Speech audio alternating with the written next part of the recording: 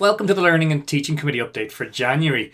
So this is intended for all staff to see what we've been focusing on in the committee and how everyone can get involved.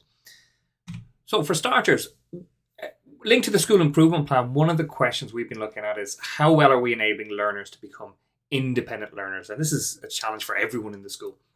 So I'm thinking of two types of learners specifically. One is the sort of demotivated, disengaged pupil.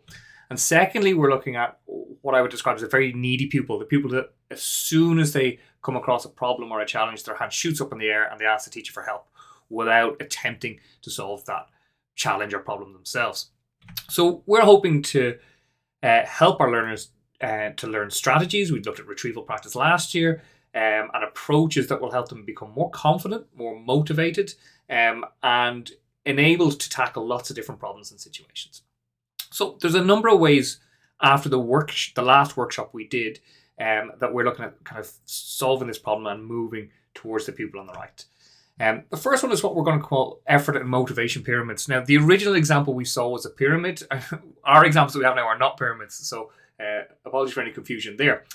But I'm going to show you to begin with. This is a blank template, okay, that we've been using. And what we're saying is we're asking students to identify what level they're working at within the class. So on the very lowest level is I'm disrupting the lessons, distracting others. I mean, this is someone who's not engaged in the lesson, they're actively stopping others from learning. Then moving on up, you've got someone whose work rate is far lower than they're capable of, maybe slow to start. Maybe you as a teacher have to ask them to stay on task a lot. Then moving up, becoming more motivated, more engaged, but maybe a little inconsistent. So sometimes they're working in class, sometimes they're not working in class. It's a bit mixed. Up to level 3, and you get kind of like generally good student. But they're not really checking back over their answers. They're not leading discussions. They're doing well for themselves, but not really trying their absolute best. And then up to levels 4 and 5, these are the best. I won't read every single level, but let's look at the top level. I'm giving 100% effort in class. I make sure the presentation of my written work is of the highest quality. I help others to understand tricky words and ideas. In groups and pairs, I often lead the discussion, and I always check over my work, and I think about how I could improve it for the next time. And that last line is vital, thinking about how to improve. That's the sort of metacognitive process. Now, within the Learning and Teaching Committee, lots of departments have used this basic template to come up with their own ideas. So here's the Modern Studies example. I love this. Right, so at the bottom, the disruptive people, they're the keyboard warrior. Okay, so they're. I'm not going to, for each poster, I'm not going to go through all the levels. You can see them on the screen yourself, but I do want to show you a little bit of what kind of categories and topics different departments have chosen. So moving up from keyboard warrior to activist to counsellor to MP, a cabinet minister, and at the top, pupils can identify as a prime minister. Now, checking over this one, I do wonder if Boris does always check over his work and think about how he could improve it the next time.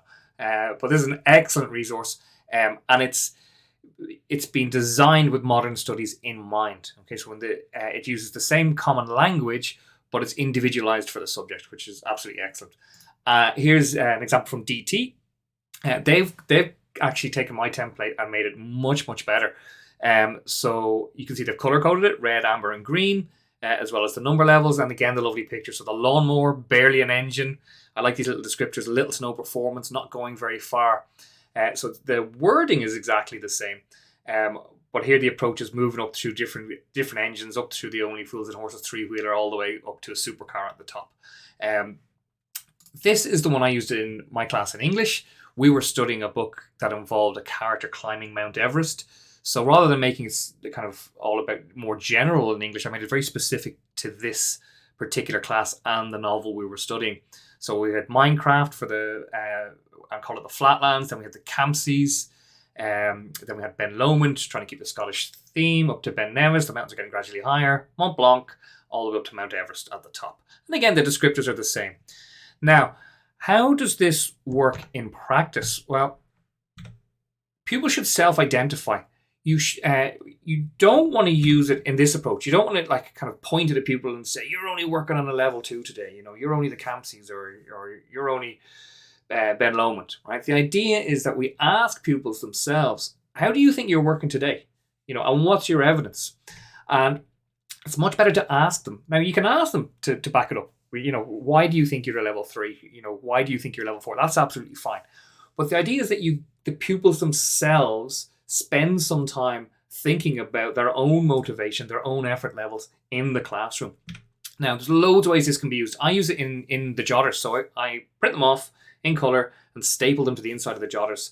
And at various times over the last few months, at the beginning of a class, or if we're going to start a new task or something like that, or if the class has been, a little bit disengaged, I'll pause the class, say, right, everyone open the jotters into the front page. Let's have a look. I want everyone to write 2 lines in their jotter using the template to say how hard they're working today or how motivated they are today.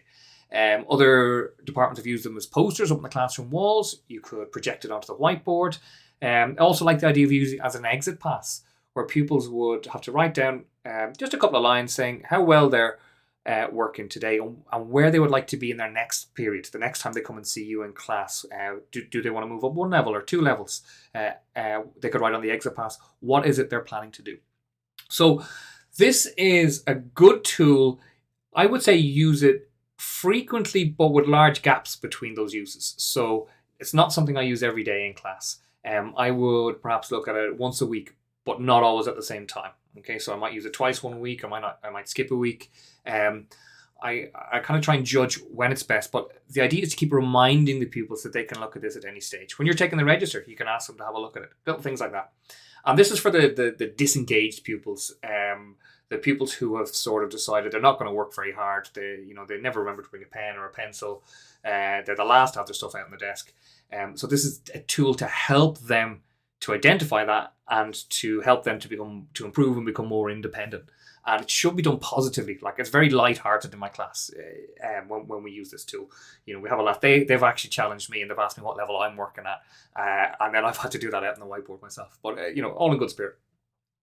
Okay, moving on then. What about the pupil who is always putting their hand up very quickly, looking for help at the first sign of a problem?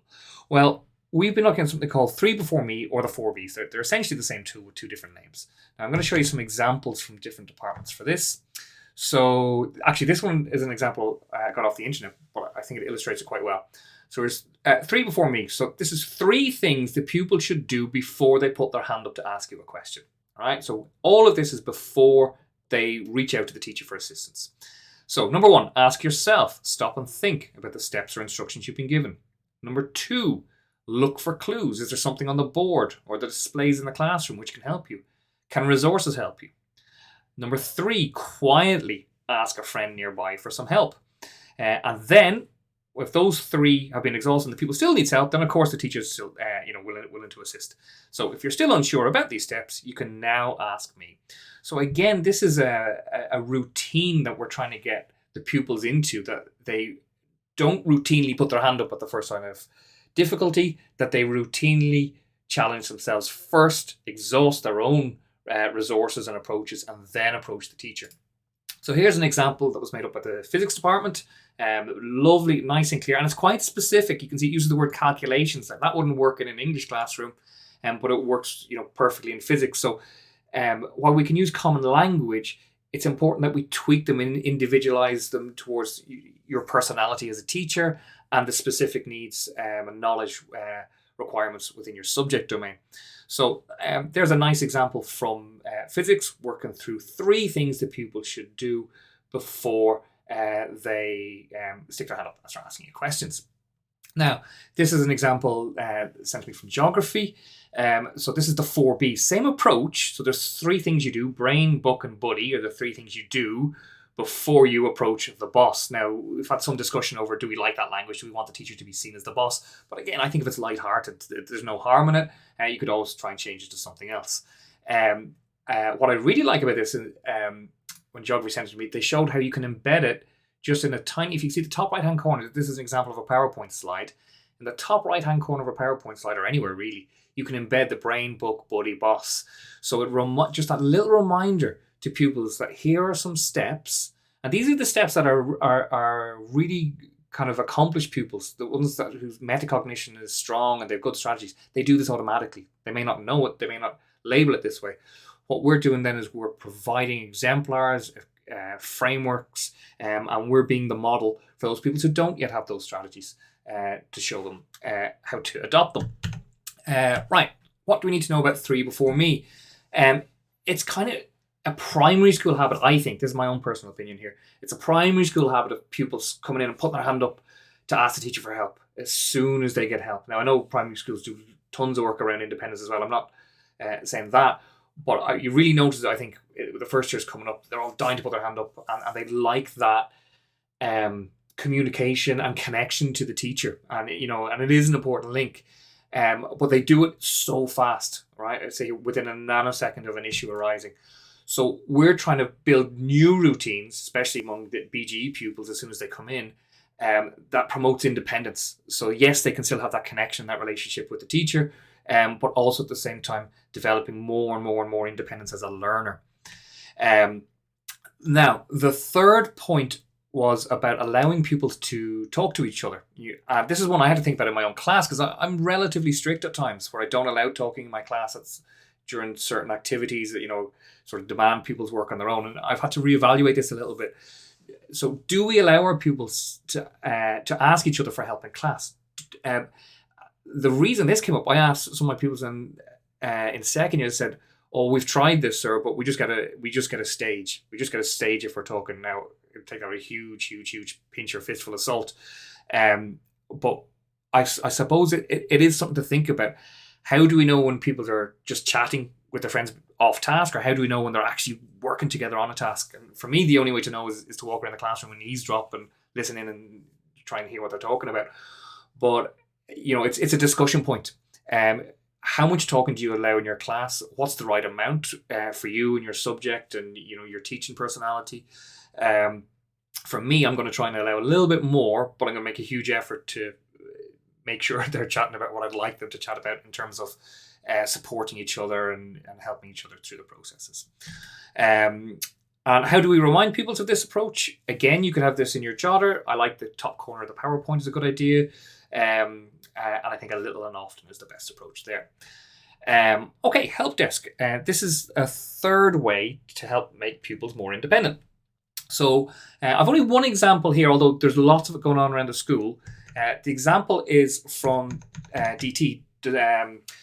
And this is where when pupils get stuck, instead of putting their hand up, they can walk to a station in the room. And at the station, the task is laid out step by step by step. Here's an example of stage 1, stage 2, stage 3, and the final example, what a good worked example looks like. The advantage of this is pupils don't have to ask the teacher for help. They can walk to the station. They can work at their own pace. It doesn't have to be only for practical subjects. It can absolutely be for written subjects. You can just have pieces of paper with the different sections of the task laid out. Anecdotally, what they found in DT was when they set the help desk up near the front of the class, near the teacher's desk, that it didn't work so well. That pupils preferred it at the back of the class. They were more likely to use it. It felt like that was their space and their workspace at the back of the class. But again, this is a chance for a pupil to be a bit more independent.